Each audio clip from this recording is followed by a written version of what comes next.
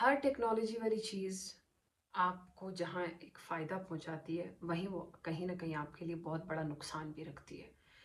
تو mobile phones کے جو غلط یوز ہیں ڈیفینیٹلی اس کے انجام میں یہ لیکڈ ویڈیوز اور یہ بے حیائی یہ تو ایک عام سی چیز ہو گئی ہے پاکستان میں. لوگ اس کو اب فیل ہی نہیں کرتے ہیں.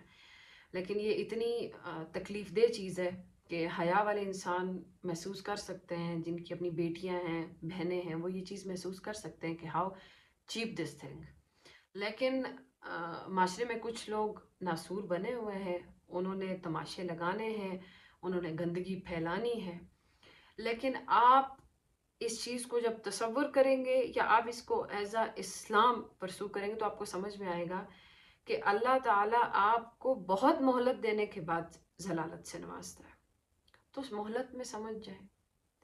اللہ کو جو چیزیں ناپسند ہیں، ناچنا، گانا، بے پردگی، ایک عورت کو یہ چیزیں زیب ہی نہیں دیتی. اور پھر جب ایک عورت یہ چیزیں کرتی ہے تو وہ دراصل اللہ کی غیرت کو للکار رہی ہوتی ہے. ایک مرد میں اتنی غیرت ہوتی ہے کہ کہیں نہ کہیں مرد غیرت کے نام پر غصے میں بندہ قتل کر دیتے ہیں غیرت کی وجہ سے. تو ایک عورت جب بغیرتی کرتی ہے تو کیا اللہ کی ذات میں غیرت نہیں ہے جس نے مرد کے اندر غیرت ڈیولپ کی ہے؟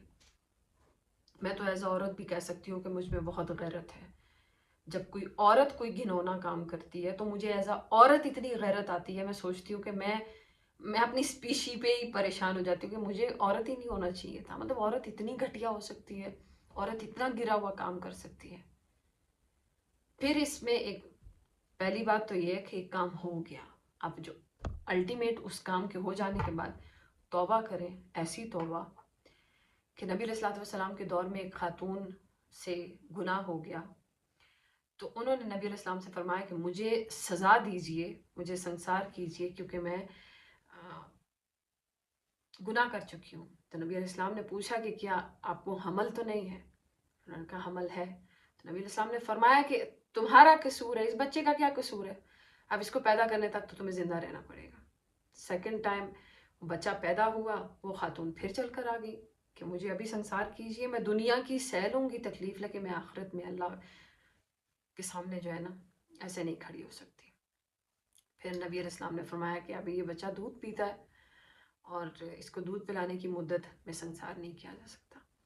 دودھ پلا کر 2 سال بعد وہ عورت پھر آ جاتی ہے کہ مجھے اب سنسار کیجئے، میں نہیں اللہ کو اس طرح فیس کر سکتی، میں دنیا کی سزا بھگت لوں گی. پھر الٹیمیٹ اللہ تعالیٰ نے نبی علیہ الصلوۃ والسلام نے یہ حکم دیا کہ اب سنسار کر دیا جائے، کیونکہ اب تو حکم ہے. لیکن نبی علیہ السلام چاہتے نہیں تھے کہ ان کو سنسار کریں کیونکہ توبہ تو نظر آ رہی تھی کہ وہ توبہ کر چکی ہیں. لیکن انہوں نے 3 بار اقرار بھی کر لیا. نبی علیہ السلام نے صحابہ کو حکم دیا کہ سنسار کر دیا جائے. جب سنسار کر دیا تو صحابہ نے کہیں یہ بات منہ سے کسی کے صحابی کے نکل گئی کہ بڑی بدکار عورت تھی. تو نبی علیہ السلام نے فرمایا کہ ایسا مت کہو، اس نے ایسی توبہ کی ہے، ایسی توبہ کی ہے کہ اس کی توبہ پورے مدینہ کے لوگوں کے لیے کافی ہے. اگر اس توبہ کو پورے مدینہ کے لوگوں کے لیے کیا جائے تو سارے لوگوں کی بخشش ہو جائے.